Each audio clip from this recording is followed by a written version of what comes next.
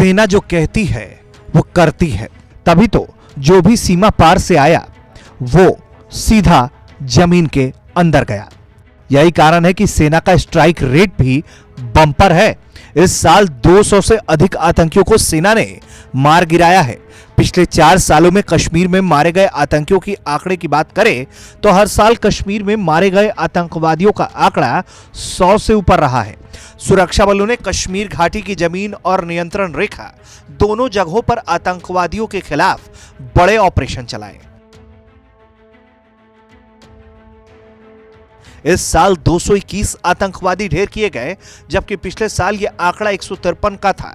2018 में 215 आतंकी मारे गए, वहीं 2017 में 213, 2016 में 141 आतंकी ढेर किए गए।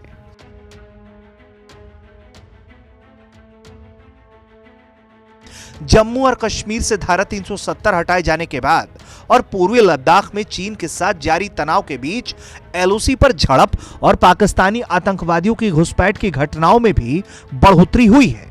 आधिकारिक आंकड़ों में इस बात का खुलासा होता है कि पाकिस्तान एलओसी पर चल रहे गतिरोध का फायदा उठाना चाहता है। अगस्त 2019 में जम्मू और कश्मीर को विशेष दर्जा दिए जाने वाली धारा 370 को निरस्त किया गया। तब से दिसंबर 2020 तक 17 महीने में सीज फायर उल्लंघन की जितनी घटनाएं हुई हैं वो पिछले 2 सालों में हुई कुल घटनाओं का 80% है।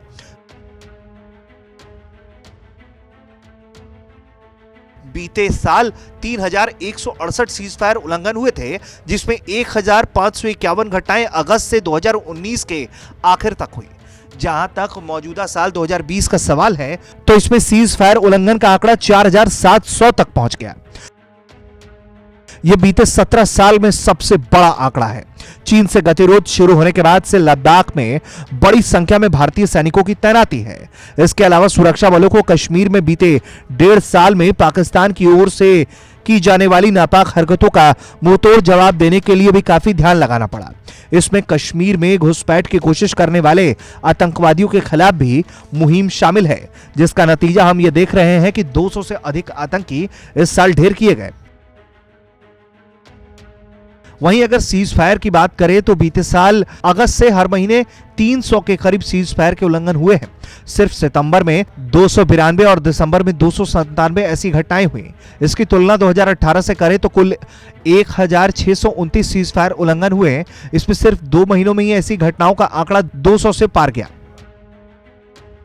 जाड़े के महीनों में भारी बर्फबारी की वजह से भी सीज फायर उल्लंघन की घटनाओं में कमी देखी जाती थी, लेकिन 2019 और 2020 में जाड़े में भी ऐसी घटनाओं के आंकड़े बहुत ऊपर रहे। असल में इस साल दिसंबर में 423 सीज फायर के उल्लंघन हुए। बीते कई साल में दिसंबर से इसकी तुलना की जाए तो यह अब तक का सबसे बड़ा आंकड़ा दिखता है। अभिषेक भल्ला, भारत तक।